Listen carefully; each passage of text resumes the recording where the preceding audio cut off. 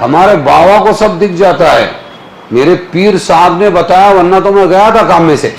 بڑے جم کے بارش آئی تھی اور پنڈال اڑ کے جانے والا تھا، اور اچانک ہمارے حضرت نے جو سما باندھ دیا، تصرف کیا، تو پنڈال جگہ پہ رک گیا، مجمع بھی اپنی جگہ جم گیا اور اجتماع کامیاب ہو گیا۔ میرے کانوں نے سنا ہے، اس واسطے میں یہ بول رہا ہوں۔ اور ہم کیا کہتے ہیں کہ ہمارے ابا کر سکتے ہیں، ہمارے شوہر کر سکتے ہیں، ہمارے بھائی کر سکتے ہیں، ہمارے بیٹے کر سکتے ہیں، ہمارے حضرت کر سکتے ہیں، ہمارے امیر صاحب کر سکتے ہیں، ہمارے پیر صاحب کر سکتے ہیں، ہمارے باوا کر سکتے ہیں، ہمارے بزرگ کر سکتے ہیں۔ یہ کیا ہے؟ اشراق فی القدرت، یہ بھی حرام ہے، کوئی کچھ نہیں کر سکتا۔ حضرت ایسا ہے ویسا ہے، دیکھو ڈبل پیسہ ہے، یہ ہے وہ ہے، ہماری بگڑی بنا دو، یہ کر دو وہ کر دو۔ حضرت کو سنا رہے ہیں اور درگاہ پر جا کر، اور سمجھ رہے ہیں کہ وہ سن رہے ہیں۔ وہی عقیدہ آیا آج کہ ہم تو اللہ کی پوجا کرتے ہیں، لا الہ الا اللہ محمد الرسول اللہ، اور پھر یہ عباد اللہ، یہ مزار، یہ بزرگ، یہ پیر صاحب، اور اسی طرح یہ حضرت، یہ امیر صاحب، یہ سب کیا کرتے ہیں کہ اللہ کے پاس ہماری سفارش کرتے ہیں۔ تو کیا فرق ہوا ان میں اور ہم میں؟ بالکل اسی طرح ہم نے تعزیے بنا لیے۔ تو یہ تعزیے بھی بت کی جگہ ہے کہ نہیں، ہم تو لا الہ الا اللہ محمد رسول اللہ پڑھتے ہیں، لیکن تعزیے سے حضرت حسین خوش ہوں گے، خوش ہو کر ہماری کیا کریں گے؟ سفارش کریں گے۔ تو دونوں میں فرق کیا ہوا؟ جھگڑا کیا تھا؟ وہ بھی مسلمان، ہم بھی مسلمان۔ دشمن ہے ہزاروں یہاں جان کے، ذرا ملنا نظر پہچان کے، کئی روپ میں ہے قاتل، ایمان کے دشمن کئی روپ میں ہے۔ تو شرک سے اپنے آپ کو بچانا ہے۔ کیسے بچانا ہے؟ اب شرک کی کئی قسمیں ہیں۔ شرک اور کفر میں فرق ہے۔ کفر انکار کر دینا، نہیں مانتا ایک اللہ کو، نہیں مانتا محمد کو رسول اللہ، نہیں مانتا قرآن کو، نہیں مانتا آخرت کو، نہیں مانتا قیامت کو، نہیں مانتا حساب کتاب کو، یہ ہے کافر۔ اور مشرک مانتا ہے لیکن ساتھ میں اللہ کے دوسرے کو شریک کرتا ہے، محمد کے طریقے میں بدعت کو گھسیڑتا ہے۔ ارے سمجھے کہ نہیں؟ صفات میں شریک کرتا ہے، ذات میں شریک کرتا ہے، تو یہ مشرک ہے، شرک کرنے والا۔ شرک کرنا علم میں کہ نہیں، اللہ تو جاننے والے ہیں صحیح ہے، لیکن ہمارے رسول اللہ کو بھی علم غیب تھا، ہمارے باوا کو سب دکھ جاتا ہے، میرے پیر صاحب نے بتایا ورنہ تو میں گیا تھا کام میں سے۔ ارے سمجھے کہ نہیں؟ یہ ہے اشراق فی العلم۔ کیا کہتے ہیں اس کو؟ تو اشراق فی العلم بھی حرام ہے، اور اشراق فی التصرف بھی حرام ہے۔ کیسے اشراق فی التصرف؟ ارے بڑے جم کے بارش آئی تھی اور پنڈال اڑ کے جانے والا تھا، اور اچانک ہمارے حضرت نے جو سما باندھ دیا، تصرف کیا، تو پنڈال جگہ پہ رک گیا، مجمع بھی اپنی جگہ جم گیا اور اجتماع کامیاب ہو گیا۔ یہ میرے کانوں نے سنا ہے، میرے کانوں نے سنا ہے، اس واسطے میں یہ بول رہا ہوں۔ یہ کیا ہوا کہ اللہ تو اڑانا چاہتا تھا، نعوذ باللہ، ہمارے حضرت نے بچا دیا اس کو۔ بات سمجھے؟ اس کو کہتے ہیں اشراق فی التصرف۔ تصرف کا مطلب کچھ کر سکنا۔ سمجھو اس کو میں بہت آسان کر کے سمجھا رہا ہوں، کر سکنا۔ کوئی کچھ نہیں کر سکتا، کرنے والی ذات تنے تنہا کس کی ہے؟ تو اشراق فی التصرف بھی حرام ہے۔ اسی طریقے پر اشراق فی القدرت، ان اللہ علی کل شیء قدیر کا اعلان ہے۔ قدرت کس کی ہے ہر چیز پر؟ اللہ کی۔ اور ہم کیا کہتے ہیں کہ ہمارے ابا کر سکتے ہیں، ہمارے شوہر کر سکتے ہیں، ہمارے بھائی کر سکتے ہیں، ہمارے بیٹے کر سکتے ہیں، ہمارے حضرت کر سکتے ہیں، ہمارے امیر صاحب کر سکتے ہیں، ہمارے پیر صاحب کر سکتے ہیں، ہمارے باوا کر سکتے ہیں، ہمارے بزرگ کر سکتے ہیں۔ یہ کیا ہے؟ اشراق فی القدرت، یہ بھی حرام ہے، کوئی کچھ نہیں کر سکتا، کرنے دھرنے والی تنے تنہا ذات اللہ کی ہے۔ اشراق فی السمع، ارے ان کو سب سنائی دیتا ہے، ذرا ہلو بولو، حضرت ایسا ہے ویسا ہے، دیکھو ڈبل پیسہ ہے، یہ ہے وہ ہے، ہماری بگڑی بنا دو، یہ کر دو وہ کر دو۔ حضرت کو سنا رہے ہیں اور درگاہ پر جا کر، اور سمجھ رہے ہیں کہ وہ سن رہے ہیں۔ سننے والی ذات تنے تنہا اللہ کی ہے۔ کس کی ہے؟ ہاں، جتنا حدیث سے ثابت ہے ہم اتنا مانیں گے۔ جو دور سے درود پڑھتا ہے، فرشتے طے ہیں مجھ تک پہنچاتے ہیں، میں اس کے درود کو قبول کرتا ہوں، ہے نا؟ لیکن جو آ کر میری قبر پر درود پڑھتا ہے تو میں خود سنتا ہوں، اور سننے کے بعد اس کا کیا کرتا ہوں؟ میں جواب دیتا ہوں۔ ارے سمجھے کہ نہیں؟ اتنا ہم مانیں گے، یہی دین ہے۔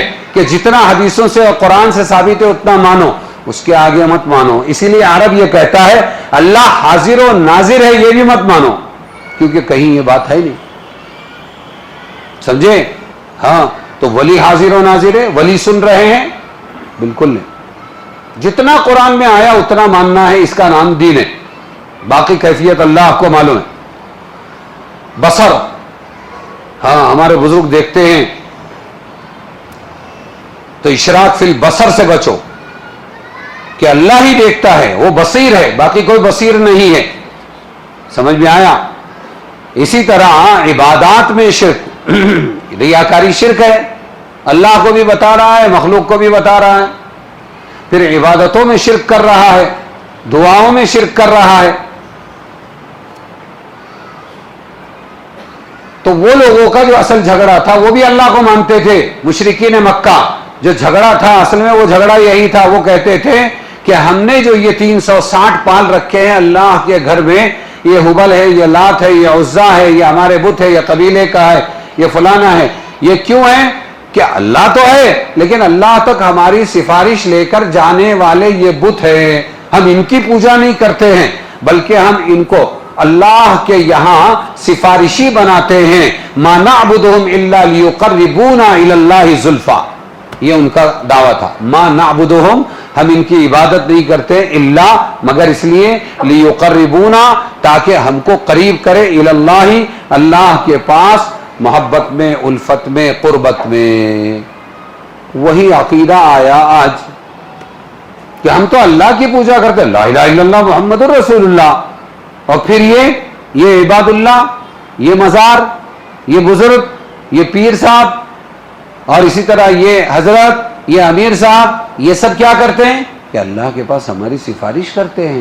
تو کیا فرق ہوا ان میں اور ہم میں؟ کیا فرق ہوا؟ اللہ غفور الرحیم ہے، اللہ سمیع بصیر ہے، بغیر کسی واسطے کے. اگر میری بات آپ کی سمجھ میں نہیں آ رہی ہے تو ہر نماز کی، نفل ہو، واجب ہو، فرض ہو، ہر نماز کی ہر رکعت میں سورہ فاتحہ رکھی کہ نہیں رکھی؟ بولو، ارے رکھی کہ نہیں؟ اور سورہ فاتحہ میں ایاک نعبد و ایاک نستعین، ہم تیری ہی پوجا کرتے ہیں اور ہم تجھی سے مدد مانگتے ہیں. کہاں ہے واسطہ؟ کہاں ہے وسیلہ؟ لیقربونا الی اللہ زلفا کہاں ہے؟ اللہ نے واسطہ رکھا جب اللہ نے ہر نماز کی ہر رکعت میں سورہ فاتحہ کے ذریعے ڈائریکٹ اللہ سے مانگنے اور اللہ کی مدد مانگنے، اللہ سے مدد لینے کو بتایا، سکھایا، تو پھر کوئی گنجائش باقی نہیں رہتی. نہ وسیلے کی گنجائش باقی رہتی ہے اور نہ بیچ میں واسطہ بنانے کی گنجائش، نہ پیر صاحب کی کرامات کی گنجائش باقی رہتی ہے. یہ توحید اللہ کی چادر ہے. مانگنا صرف اللہ سے ہے اور مدد بھی کس کی لینی ہے، عبادت بھی کس کی کرنا ہے؟ صرف اللہ کی. ارے کچھ سمجھ میں آ رہا ہے؟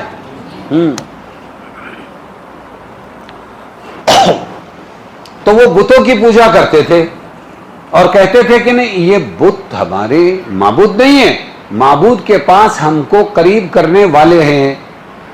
بالکل اسی طرح ہم نے تعزیے بنا لیے. تو یہ تعزیے بھی بت کی جگہ ہے کہ نہیں، ہم تو لا الہ الا اللہ محمد رسول اللہ پڑھتے ہیں لیکن تعزیے سے حضرت حسین خوش ہوں گے، خوش ہو کر ہماری کیا کریں گے؟ سفارش کریں گے. تو دونوں میں فرق کیا ہوا؟ جھگڑا کیا تھا؟ وہ بھی مسلمان، ہم بھی مسلمان. تو شرک سے بچو. کیا بتایا؟ بولو، شرک سے بچو. اللہ ہر چیز معاف کر سکتے لیکن شرک کو معاف نہیں کریں گے. اسی طرح یا رسول اللہ کہنا، اسی طرح یا شیخ عبد القادر شیئن للہ کہنا. کیا مطلب ہے شیئن للہ؟ یا رسول اللہ اگر بے اختیار زبان سے نکل گئے، عقیدہ بگڑا ہوا نہیں ہے، بہت اچھی بات ہے، چل جائے گا. یا رسول اللہ جب ہم مزار پر پہنچے حضور صلی اللہ علیہ وسلم کے، وہاں کہا یا رسول اللہ، بالکل صحیح ہے اللہ کے رسول. لیکن خاص عقیدہ بنا کے کہ اس مجلس میں اللہ کے رسول آئے ہیں اور میں یا رسول اللہ بولوں کہ اے اللہ کے رسول، جیسے میں کہوں اے عبداللہ، اے عبدالغفار، او امام صاحب، او متولی صاحب، اس طرح اگر عقیدہ ہے تو یہ ناجائز ہے. حاضر صرف تمہارا اللہ ہے. بات سمجھے کہ نہیں سمجھے؟ اور یا شیخ عبد القادر شیئن للہ، او شیخ عبد القادر جیلانی کچھ تو کرو یار، شیئن للہ کا مطلب کیا؟ کچھ تو کرو، یہ بھی ناجائز ہے۔ ارے سمجھے کہ نہیں، جب رسول اللہ سے اس طرح مانگنا جائز نہیں ہے تو کسی بھی امتی سے چاہے وہ پیرانی پیر کیوں نہ مانگنا ناجائز ہے۔ یا غوث اعظم المدد، یا غوث اعظم، غوث کا مطلب ہوتا ہے مدد۔ بات سمجھے کہ نہیں؟ ہمارا غوث صرف ایک ہے، کون ہے؟ وہ عظیم بھی وہ ہے، اعظم بھی وہ ہے، اعظم العظما بھی وہ ہے۔ مدد صرف اللہ کرتا ہے، باقی کوئی نہیں کرتا ہے۔ تو سمجھ میں آ رہی کہ نہیں بات؟ یہ گھٹی میں ہمارے اترنا چاہیے۔ دشمن ہے ہزاروں یہاں جان کے، ذرا ملنا نظر پہچان کے، کئی روپ میں ہے قاتل۔ ایمان کے دشمن کئی روپ میں ہے، بچ نہیں سکتے، اس لیے بہت بچانے کی ضرورت ہے، اور عقیدہ ہی بچائے گا۔ یاد رکھو حضرت زبیر رضی اللہ عنہ حضور صلی اللہ علیہ وسلم کے پھوپھیزاد بھائی ہیں، اپنے ساتھیوں کے ساتھ میں جا رہے تھے مکہ کی طرف یا کہیں جا رہے تھے، جاتے جاتے ایک جگہ رکنا ہوا، قضائے حاجت کے لیے گئے، واپس آئے تو ان کے گھوڑے یا اونٹ کے اوپر جنات بیٹھا تھا، شیطان سوار تھا، اس کو دیکھا، مردود اتر نیچے، صرف اتنا، یہی منتر۔ میں کہہ رہا ہوں عقیدہ ہی سب کچھ ہے، صرف پوری طاقت کے ساتھ اس کو جھڑک کے نیچے اتارا، وہ اترا تو صحیح، اور یہ بیٹھے، اور اترنے کے بعد اس نے کہا جو ہم سب کے لیے سبق ہے، تمام مسلمانوں کے لیے، اور بیماری پتہ چلتی ہے کیا ہے ہمارے اندر۔ اس نے کہا زبیر اگر آج رتی برابر بھی میرا ڈر تیرے دل میں آتا تو تجھے پاگل کر کے چھوڑ دیتا۔ کیا بولا؟ ہاں سمجھو اس کو، یہ منتر ہے سب سے بڑا۔ تو زبیر کا یہ جواب تھا، مومن ہوں مومن، صرف اللہ کا ڈر ہے میرے دل میں، باقی کسی سے نہیں ڈرتا۔ یہ سب سے بڑا منتر ہے۔ ارے سمجھے کہ نہیں؟ اس کو کہتے ہیں توحید۔ کیا کہتے ہیں اس کو؟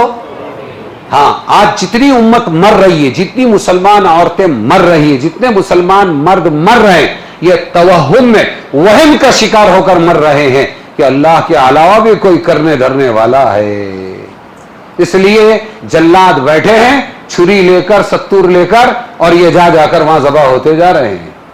ان کے ایمان پر ڈاکے پڑ رہے ہیں، مال بھی جا رہا ہے، ایمان بھی جا رہا ہے۔ کچھ سمجھ میں آ رہا ہے ابن بلال؟ بات سمجھ رہے ہو؟ تو ڈر کس کا؟ صرف اللہ تعالیٰ کا، اللہ کے سوا کسی کا نہیں۔ تو ہماری مدد کرنے والا کون ہے بولو؟ اللہ ہے۔